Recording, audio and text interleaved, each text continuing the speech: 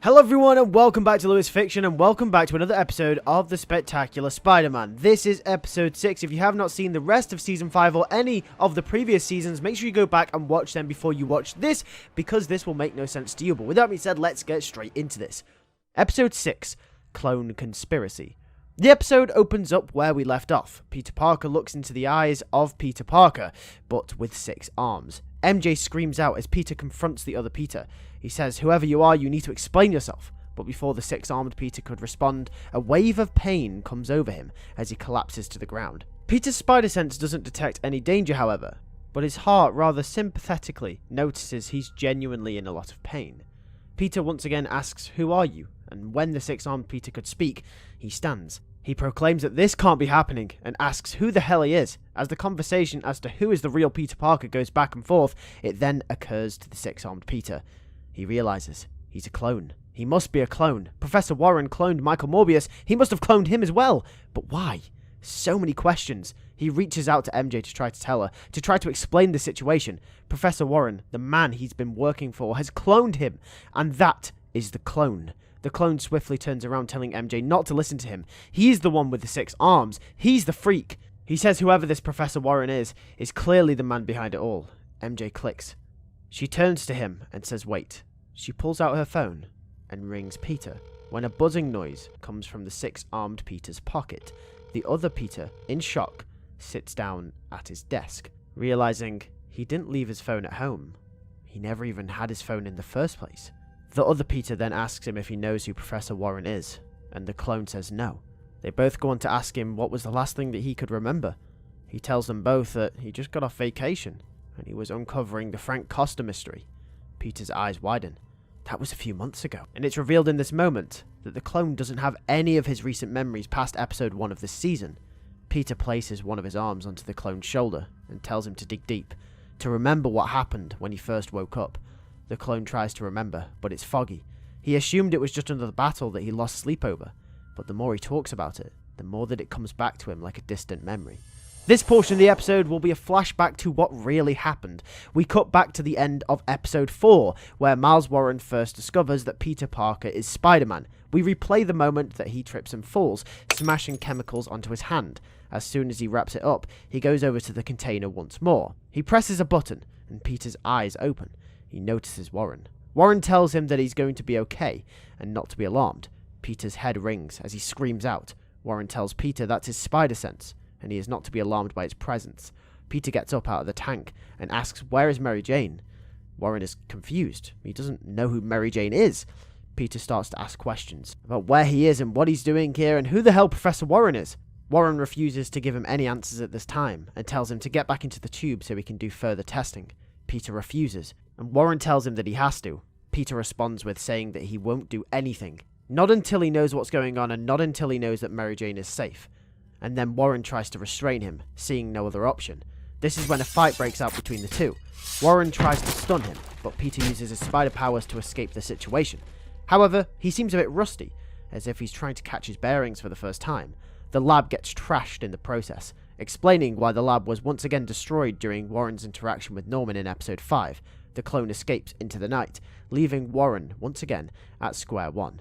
However, leading on from the flashback, we do follow Warren for a few moments afterwards, as we see him frantically try to dispose of the evidence that Spider-Man is Peter Parker. You see, Warren has grew a liking to Peter. In fact, he sees a lot of himself in him, as we've seen through the first couple of episodes when them two were working together, and he knows what Norman is up to. He hasn't been told his plan in full, but he knows that in some sense or another, Norman will hurt Spider-Man. They have a feud that goes beyond Warren's understanding, but one thing that he does understand is that Peter Parker is a good man, and he potentially has opened a can of worms that should have been left untouched. We cut back to Peter, MJ, and the clone. The clone sits in the corner contemplating himself, while MJ confronts Peter about the arms. She asks him if this is why he couldn't come to see her, and Peter sighs and holds his head down, saying yes. MJ tells Peter that she knows him more than anyone. He shouldn't be afraid to come to her. Peter says that he didn't want her to see him like this, like some kind of freak. MJ tells him that he's not a freak, as she holds his face. The clone looks over and sarcastically remarks if they can get a room. They apologize, and the clone looks to the floor. Peter and MJ look towards him with concern. The clone then asks, Does that mean that all those memories with Aunt May, Uncle Ben, Gwen, Harry, MJ, they're all not his? They're not real? They didn't actually happen? Peter gulps and says yeah, technically. The clone infuriatingly slams his hand down on the desk, sending a shockwave through it and a crack right down the back. He asks again, who did this? Peter tells him that he assumes it's Miles Warren, the professor. The clone says that he's going to go settle this as he heads for the window. Peter tells him to wait, but the clone refuses, saying he needs answers and he needs them now. Peter tells him to calm down, but the clone says the next time you find out your entire life is a lie, you try and calm down, as he leaves through the window into the night. A few seconds later, however, Peter breaks down with more pain in his sides. He screams out as MJ holds him, asking if he's okay. Peter says no. He's mutating. He can feel it inside of him. He explains the situation fully to MJ about the vampire and the arms, and MJ is in disbelief. Then his radio set on his desk alerts him to a situation downtown, a robbery in progress. Peter steps up, ready for action. MJ says he can't. He's not in a state to handle something like that right now. He can't do anything until they figure out what is happening with him. She tells him to let the other him deal with the situation, and Peter says that he doesn't think he's in the right place for that right now. Peter says the main priority is dealing with this crime, and then they're going to go find the clone and find out what's really going on and get to the bottom of all of this. MJ nods as Peter leaves for the scene. Spider-Man arrives as we see a lady with bright purple and green armor placing money in a bag. Spider-Man announces himself, and she turns around, swiftly punching Spider-Man in the face. She was that quick that even his spider sense barely caught it. A fight ensues, and Spider-Man quippingly tells her that this isn't the right time to be a supervillain. He's kinda got other big stuff happening right now. They both fight each other, but she's so strong. Too strong, in fact. As the fight draws to a close, Peter starts to realize that his extra arms are more of a hindrance than any good. He loses the fight because of this, and the woman escapes, activating some wings in the process, and flying off into the night, with Spider-Man left defeated and embarrassed, his pride slightly hurt as well. We then cut to Miles Warren, who is frantically still trying to find any evidence of his testing of Spider-Man to destroy it before Norman could get his hands on it, when the bandage that covered his hand starts leaking with a green-like fluid. Something's happening to him. He starts to scream out as he transforms.